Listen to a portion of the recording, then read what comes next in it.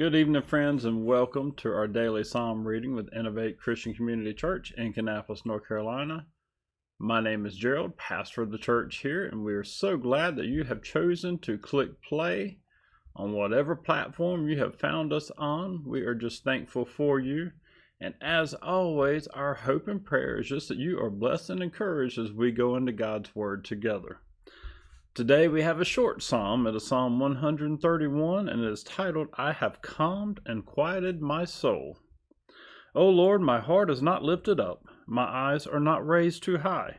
I do not occupy myself with things too great and too marvelous for me. But I have calmed and quieted my soul, like a weaned child with its mother. Like a weaned child, it is my soul within me.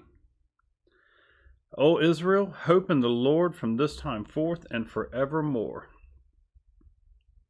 So here we have a Psalm of David, and to me, he's talking about his thoughts, is quieting his soul. Are there times that you have experienced where you needed to quiet your soul?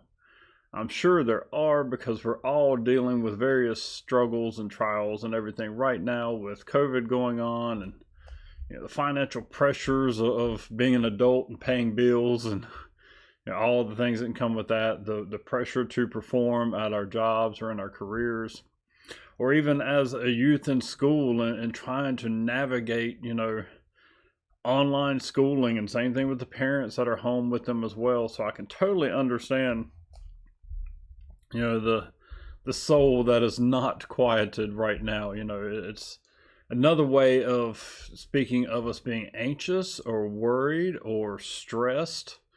Those are things that steal the calm from our soul or from our mind.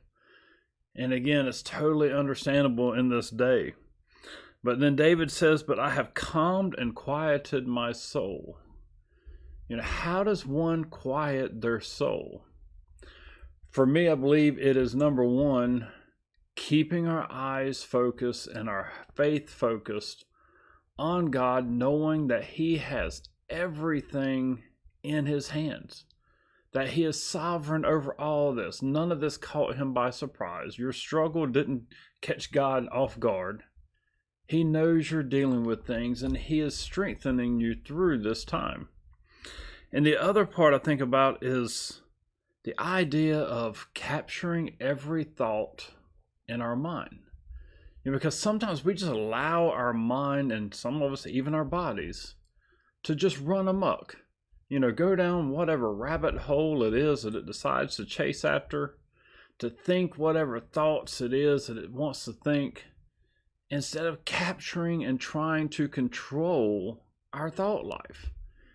And that is a true key to having a quieted soul, or having a peaceful mind, or even keeping you from getting into a thought life that may be damaging to your faith life.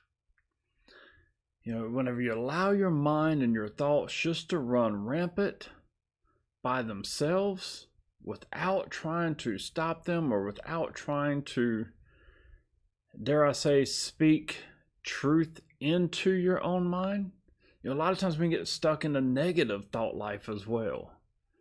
And to defeat the negative thoughts, you have to self-talk and self-think positive things. Remind yourself of the good that is going on around you. And if you can do that, then you will find that you are quieting your soul. So as we get ready to hop off of here today, let's just remember to deal with everything that's going on right now with our souls that are not quiet, to help them quiet down. Remember, God's got everything under control. Nothing is surprising Him. Remind your own thoughts, or your own mind, or your own soul of that fact. Speak that back into your life.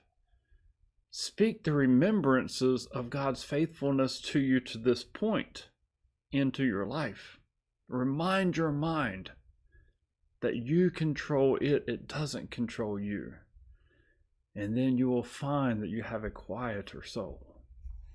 Friends, as always, I pray this has been a blessing and an encouragement to you. And if it has been, do me a favor, click that share button so that someone else may be blessed and encouraged as well. Leave a comment, because some social platforms, when videos are commented on, they get more views as well. And as always, our hope is really just to bless others. It's nothing about us. It's all about you, the listener. And friends, I pray that you've had a wonderful day. I pray that you have a wonderful evening. And we will see you again tomorrow as we do our Sunday sermon at about 1 o'clock. So be on the lookout for that. Have a wonderful evening until then.